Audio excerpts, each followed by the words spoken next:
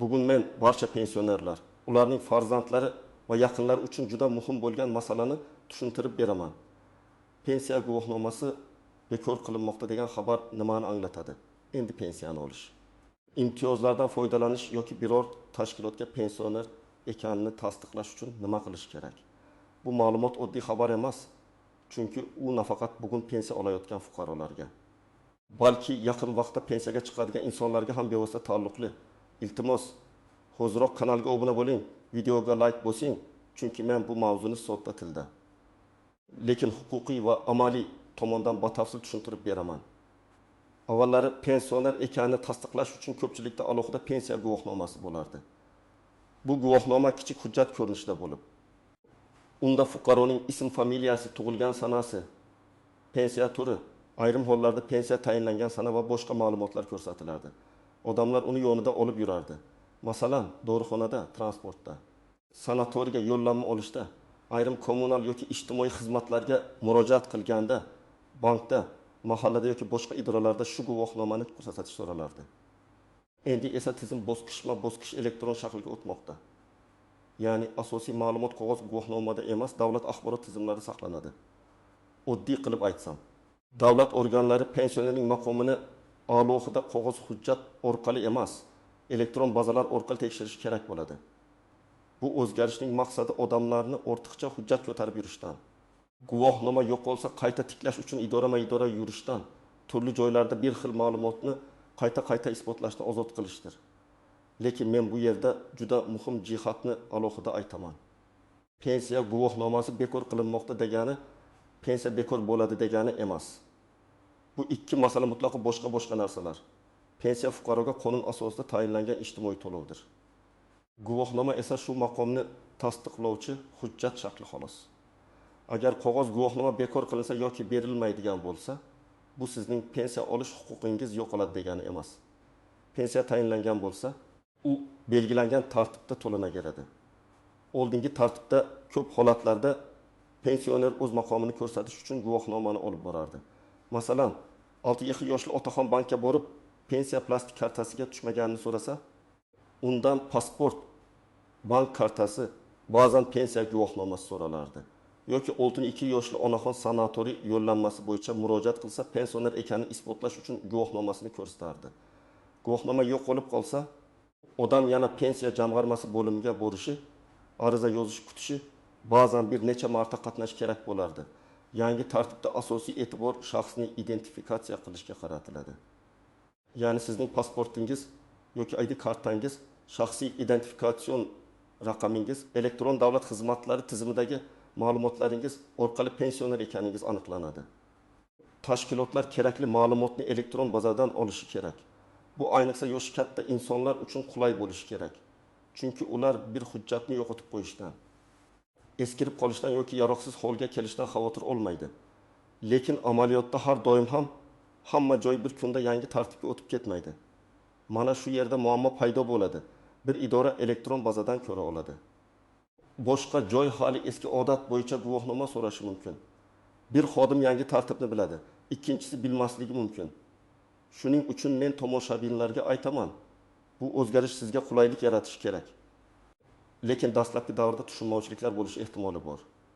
Siz bunga tayyor bo'lishingiz, o'z huquqingizni xotirjam va hujjatlar bilan tushuntira olishingiz kerak. Birinchi navbatda, hozirda pensiya olayotgan fuqarolar xavotirga tushmasligi kerak.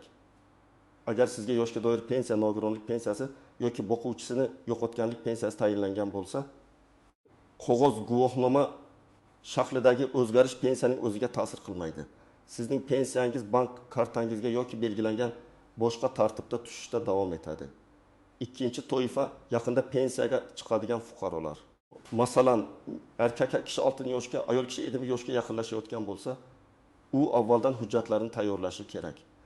Bu yerda asosiy masala guvohnoma emas, pensiya tayinlash uchun zarur bo'lgan ish staji, ish haqi, mehnat daftarchasi yoki elektron mehnat tarixi, harbiy xizmat, o'qish davri, dekret davri, yakka tartibdagi tadbirkorlik davri kabi ma'lumotlarning to'g'ri rasmiylashtirilganidir.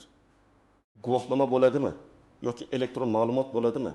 Pensiya hisoblashda asosiy rolni mana shu faktlar o'ynaydi. Uchinchi toifa guvohnomasini yo'qotib qo'ygan yoki eski guvohnomasi yaroqsiz holga kelgan pensionerlar. Masalan, bir onaxonning guvohnomasi yuvilib ketgan, yozuvlari o'chgan, muqovasi yirtilgan bo'lishi mumkin. Avval u albatta dublikat olishga urinardi. Endi esa ko'p hollarda sizdan guvohnoma emas, shaxsni tasdiqlovchi hujjat va elektron ma'lumot talab qilinishi mumkin. Lekin ayrim joylar eski tartibda so'rasa, siz pensiya jamg'armasidan yoki tegishli davlat xizmatidan pensioner maqomingiz bo'yicha ma'lumotnoma olishingiz mumkin. 4-toifa imtiyozlardan foydalanadigan pensionerlar. Masalan, transportda chegirma, dori-darmon bilan bog'liq imtiyoz, sanatoriy yo'llanmasi, kommunal to'lovlar bo'yicha ayrim yengilliklar, soliq yoki ijtimoiy yordam bilan bog'liq masalalarda pensioner maqomi tasdiqlanishi kerak bo'ladi. Mana shu holatlarda eng ko'p savol tug'iladi. Guvohnoma bo'lmasa, men imtiyozdan qanday foydalanaman? Javob shuki, sizning maqomingiz elektron bazada tasdiqlanishi kerak. Lekin amalda qo'shimcha ravishda pasport yoki ID karta. Pensiya tayinlanganligi to'g'risidagi ma'lumotnoma, bankdan pensiya tushumlari ko'rinishi, mahalla yoki pensiya jamg'armasi orqali olinadigan tasdiq hujjati kerak bo'lishi mumkin. Birinchi misol. Toshkent shahrida yashovchi 16 yoshli Rasul ota har oy pensiyasini bank kartasi orqali oladi. Uning eski pensiya guvohnomasi bor, lekin yaqinda u guvohnomani yo'qotib qo'ydi. Ota xavotirga tushdi. Endi pensiyam to'xtab qoladimi? Bank pul bermaydimi? İmtiyozlardan foydalana olmaymanmı deb o'yladi. Aslida bu holatda pensiya to'xtamaydi. Chunki pensiya tayinlanganligi bazada mavjud bank kartasi ham ishlayapti. Agar biror joyda pensioner ekanini tasdiqlash kerak bo'lsa, u pasporti yoki ID kartasi bilan murojaat qiladi. Zarur bo'lsa pensiya jamg'armasidan ma'lumotnoma oladi. Ikkinchi misol.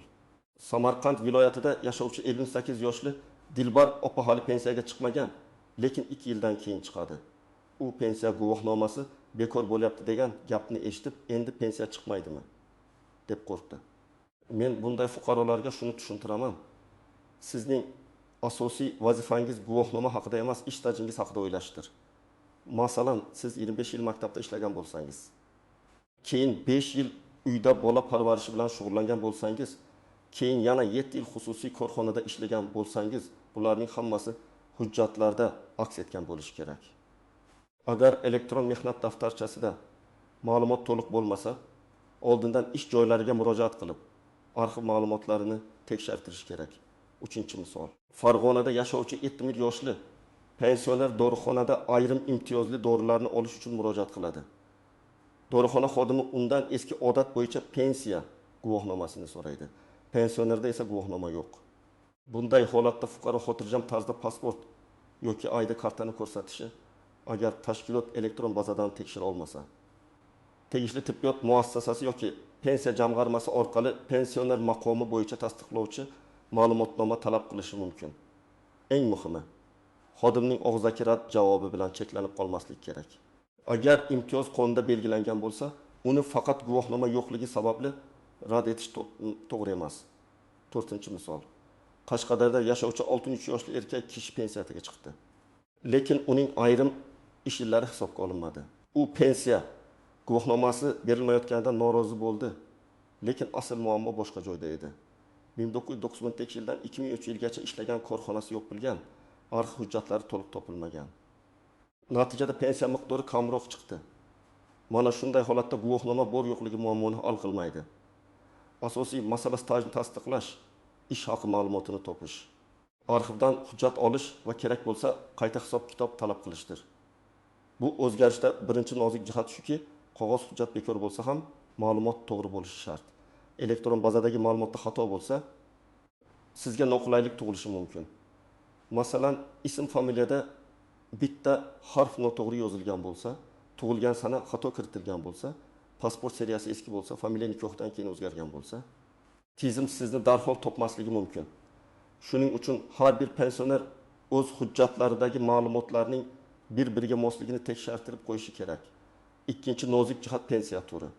Hamma pensioner bir xil maqomda emas. Yoshga doir pensiya, nogironlik pensiyasi, o'quvchisini yo'qotganlik pensiyasi, harbiy pensiya, maxsus toifadagi pensiyalar bo'lishi mumkin. Ayrim imtiyozlar hamma pensionerlarga emas, faqat ma'lum toifaga beriladi. Masalan, nogironligi bo'lgan shaxsga beriladigan imtiyozni oddiy yoshga doir pensioner talab qila olmaydi. Yoki o'quvchisini yo'qotganlik pensiyasi olayotgan bola uchun alohida tartib bo'lishi mumkin. Shuning uchun guvohnoma bekor qilinmoqda degan umumiy gapni eshitib, hamma masalada bir xil xulosa chiqarmaslik kerak. Uchinchi nozik jihat bank va to'lov masalasi. Pensiya guvohnomasi bekor bo'lishi bank kartasi. Bank hisob raqami yoki pensiya to'lov sanasini avtomatik o'zgartirib yubormaydi. Agar pensiya kechiksa, sababi guvohnomada emas, boshqa omillarda bo'lishi mumkin. Bank texnik nosozligi, karta muddati tugagani. Hisob raqamidagi muammo fuqaroning yashash manzili yoki hujjatlari yangilanmagani, pensiya qayta tekshiruvga tushgani kabi holatlar. Shunday paytda birinchi navbatda bankka, keyin pensiya jamg'armasiga murojaat qilish kerak. To'rtinchi nozik jihat firibgarlik xavfi. Har qanday o'zgarish paytida firibgarlar faollashadi. Kimdir telefon qilib, pensiya guvohnomangiz bekor bo'ldi, yangi elektron guvohnoma qilib beramiz. Plastik kartangiz raqamini ayting, SMS kodini yuboring deb aldashi mumkin. Men qat'iy ogohlantiraman. Hech kimga bank kartangizning to'liq raqamini, amal qilish muddatini, SMS kodini, PIN kodini bermang. Davlat idoralari sizdan telefon orqali SMS kod so'ramaydi. Agar kimdir yangi guvohnoma uchun pul o'tkazing desa, avval rasmiy manbadan tekshiring. 5-chi nozik jihat eski guvohnomaning taqdiri. Agar sizda eski pensiya guvohnomasi bo'lsa, uni darhol tashlab yubormang. U huquqni belgilovchi asosiy hujjat bo'lmasligi mumkin, lekin ayrim joylarda vaqtincha yordam berishi, ma'lumotni solishtirishda foydali bo'lishi mumkin. Men pensionerlarga eski guvohnomani uyda, pasport nusxalari va pensiya hujjatlari bilan bir papkada saqlashni maslahat beraman. Zarurat bo'lmasa, uni har kuni olib yurish shart emas. Lekin butunlay yo'qotib yuborish ham kerak emas. Endi men aniq qadamlarni aytaman. Birinchi qadam, shaxsni tasdiqlovchi hujjatlaringizni tekshiring. Pasport yoki ID kartangiz amalda bo'lishi kerak. Agar muddati o'tgan bo'lsa, familiya o'zgargan bo'lsa, yashash manzili bo'yicha chalkashlik bo'lsa, buni kechiktirmang. Chunki elektron tizimlarda sizni aniqlash aynan shaxsiy ma'lumotlar orqali amalga oshiriladi. Ikkinchi qadam, pensiya ma'lumotlaringizni tekshirtiring. Buning uchun tuman yoki shahar pensiya jamg'armasi bo'limiga murojaat qilishingiz mumkin. Agar davlat xizmatlari markazi yoki elektron xizmatlar orqali ma'lumot olish imkoniyati bo'lsa, undan ham foydalaning. Siz o'zingizga pensiya tayinlanganmi? Pensiya turi qanday? Pensiya miqdori qancha? Qaysi sanadan tayinlangan? To'lov qaysi bank orqali amalga oshirilayotganini bilib olishingiz kerak. 3-qadam. Kerak bo'lsa, ma'lumotnoma oling. Agar sizdan biror tashkilot pensioner ekaningizni tasdiqlashni so'rasa, qog'oz guvohnoma bo'lmasa ham pensiya tayinlanganligi haqida ma'lumotnoma talab qilishingiz mumkin. Arizada oddiy qilib shunday yoziladi. Menga pensiya tayinlanganligi va pensioner maqomimni tasdiqlovchi ma'lumotnoma berishingizni so'rayman. Arizada ism, familiya, tug'ilgan sana, pasport yoki ID karta ma'lumotlari, telefon raqami, yashash manzili ko'rsatiladi. 4-qadam. Imtiyozdan rad javobi olsangiz, og'zaki gap bilan cheklanib qolmang. Masalan, sizga transport, dorixona, tibbiyot muassasasi yoki boshqa joyda guvohnoma yo'q, imtiyoz yo'q deyishsa, xodimdan rad javobini yozma shaklda berishni so'rang. Ko'pincha yozma javob so'ralganda masala joyida hal bo'ladi, chunki tashkilotlar asossiz rad etishdan ehtiyot bo'ladi. Agar haqiqatan ham rad etishsa, siz yuguri tashkilotga yoki tegishli davlat organiga murojaat qilishingiz mumkin. 5-qadam. Farzandlar va yaqinlar pensioner ota-onalarga yordam bersin. Ko'p yoshi katta insonlar elektron tizimlardan foydalanishda qiynaladi. Ular telefon orqali kelgan xabarga ishonib qolishi, noto'g'ri joyga borib sarson bo'lishi yoki kerakli hujjatni topa olmasligi mumkin. Shuning uchun farzandlar ota-onasining pasporti, ID kartasi, bank kartasi muddati, pensiya tushumlari, eski guvohnomasi, tibbiy hujjatlari, imtiyozga oid ma'lumotlarni tartibga solib berish kerak. 6-qadam. Barcha hujjatlarni bitta papkada saqlang. Men amaliyotda ko'p ko'raman, odamning pensiyasi bilan bog'liq muammo chiqadi, lekin mehnat daftarchasi boshqa uyda, pasport nusxasi yo'q, eski guvohnoma topilmaydi. Bank shartnomasi qayerdaligi noma'lum. Bu esa oddiy masalani ham cho'zib yuboradi. Papkada pasport yoki ID karta nusxasi, pensiya tayinlanganligi haqidagi hujjatlar, bank kartasi rekvizitlari, eski pensiya guvohnomasi, mehnat daftarchasi nusxalari, arxiv ma'lumotlari, nogironlik bo'yicha hujjatlar bo'lsa, murojaat qilish osonlashadi. 7-qadam ma'lumotlarni rasmiy manbalardan tekshiring. Telegramdagi noma'lum kanallar, ovozli xabarlar, qo'rqituvchi sarlavhalar har doim ham to'g'ri bo'lavermaydi. Hamma pensionerlar qayta ro'yxatdan o'tmasa pensiyasi to'xtaydi. Guvohnoma almashtirilmasa pul berilmaydi. Yangi hujjat uchun bugun pul to'lash kerak kabi gaplarga darrov ishonmang. Avval pensiya jamg'armasi, davlat xizmatlari markazi, bank yoki rasmiy hukumat manbalari orqali tekshiring.